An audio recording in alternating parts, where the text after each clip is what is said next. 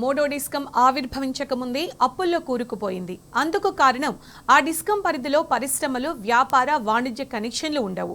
ఉచిత పథకాలకే మూడో డిస్కంను పరిమితం చేశారు. ఇప్పటికే ఉన్న 2 డిస్కంల బకాయిలు, రుణాలను మూడో డిస్కంకు బదిలీ చేశారు. సింగరేణి, ఇతర జనరేటర్ల ఛార్జీలు కలిపితే మూడో డిస్కం అప్పు 71,000 కోట్లు కాగా ఆస్తి కేవలం 4,000 కోట్లుగా ఉంది.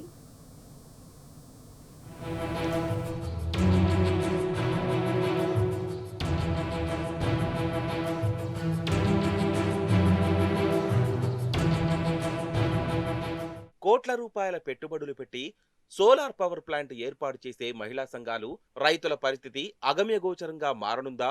అవి ఉత్పత్తి చేసే విద్యుత్ మూడో డిస్కంకు కేటాయిస్తూ ప్రభుత్వం ఉత్తర్వులు జారీ చేయడంతో ఆందోళన వ్యక్తమవుతుంది. మూడో డిస్కం పుట్టుకే అప్పులతో ప్రారంభమవడం ఇందుకు కారణం. రైతులు, మహిళా సంఘాలు ఉత్పత్తి చేసిన విద్యుత్తును కొత్తగా ఏర్పాటు చేసే మూడో డిస్కం వాడుకుంటుందని రాష్ట్ర ప్రభుత్వం జీవో జారీ చేసింది. పవర్ పర్చేజ్ అగ్రిమెంట్ అన్ని కొత్త డిస్కంకే బదలాయిస్తామని తెలిపింది. ఏప్రిల్ 1 నుంచి కార్యకలాపాలు సాగించే మూడో డిస్కం 71,000 కోట్ల అప్పుల్లో ఉండనుంది. రైతులు, మహిళా సంఘాల విద్యుత్ వాడుకునే మూడో డిస్కం వారికి చెల్లించాల్సిన మొత్తాన్ని చెల్లించగలుగుతుందా అనే సందేహాలు వస్తున్నాయి.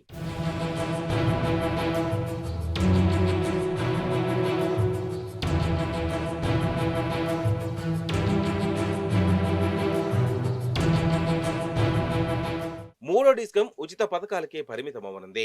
పరిశ్రమలు, వ్యాపార, వాణిజ్య కనెక్షన్లు ఈ డిస్కం పరిధిలోకి ఉండవు. ఇప్పటికే డిస్కంలకు ప్రభుత్వ శాఖలు భారీ మొత్తంలో బకాయిలున్నాయి. ఆ బకాయిల్లో 35,982 కోట్లు మూడో డిస్కంకు బదిలీ చేశారు. 9,032 కోట్ల రుణాలు మూడో డిస్కంకే బదలాయించారు. టీజీ జెన్కో, సింగరేణి, ఇతర జనరేటర్లకు విద్యుత్ ఛార్జీల కింద చెల్లించాల్సిన మొత్తం 26,950 కోట్లు మూడో డిస్కం ఖాతాలో పడ్డాయి.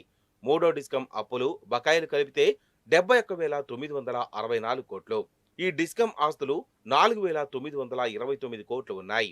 వ్యవసాయం సహా ఇతర పథకాలకు విద్యుత్ రాయితీ కింద సర్కార్ ఏటా 13,499 కోట్లు కేటాయిస్తుంది. దీంతో అగ్రికల్చర్కు ఇచ్చేది 11,602 కోట్లు. గృహజ్యోతి, విద్యా సంస్థలకు ఉచిత విద్యుత్ కింద ఇస్తోంది 1,896 కోట్లు అవనుంది.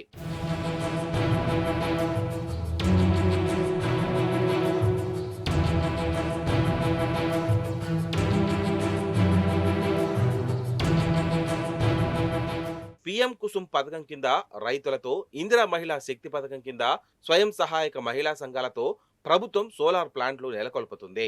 పీఎం కుసుమ్ కాంపోనెంట్ ఏ కింద 1,200 మెగావాట్ల సోలార్, ఇందిరా మహిళా శక్తి పథకం కింద 1,000 మెగావాట్ల ప్లాంటును ఏర్పాటుకు ఆమోదం తెలిపింది. 4,000 మెగావాట్ల ప్లాంట్ ఏర్పాటు చేయాలని సర్కారు టార్గెట్ పెట్టుకుంది. మొదటి విడతలో 1,000 మెగావాట్లకు అనుమతినిచ్చారు. సోలార్ విద్యుత్తును డిస్కంలే కొనుగోలు చేస్తాయని స్పష్టం చేశారు. ఉత్తర డిస్కం, దక్షిణ డిస్కంలు ఆయా రైతులతో పవర్ పర్చేజ్ అగ్రిమెంట్లు కుదుర్చుకున్నాయి. సోలార్ విద్యుత్ సరఫరాకు రైతులు, మహిళా సంఘాలకు డిస్కంలు యూనిట్కు ₹3.13 చొప్పున ఇవ్వాల్సి ఉంటుంది.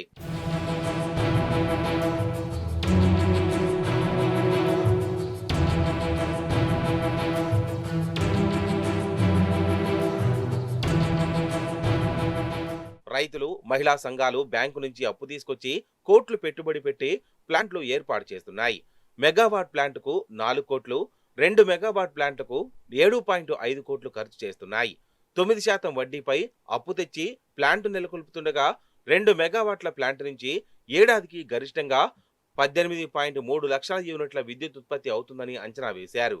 యూనిట్కు ₹3.13 చొప్పున డిస్కం చెల్లిస్తే ఏడాదికి రైతులకు 55 లక్షలకు పైగా ఆదాయం వస్తుంది. ఎండ తీవ్రత తక్కువ ఉంటే, వర్షాలు కురిస్తే ఉత్పత్తి పడిపోయే ప్రమాదం ఉంది. అలా జరిగితే ఆదాయం తగ్గుతుంది. 45 రోజుల్లోపు రైతులకు డిస్కంలు జనరేషన్ ఛార్జీలు చెల్లించాలి. కోట్ల రూపాయలు వెచ్చించి ప్లాంట్ ఏర్పాటు చేసిన తర్వాత అప్పుల డిస్కం వీటిని చెల్లించే స్థితిలో ఉంటుందా, 45 రోజుల్లో చెల్లిస్తుందా అనే అనుమానాలు వస్తున్నాయి.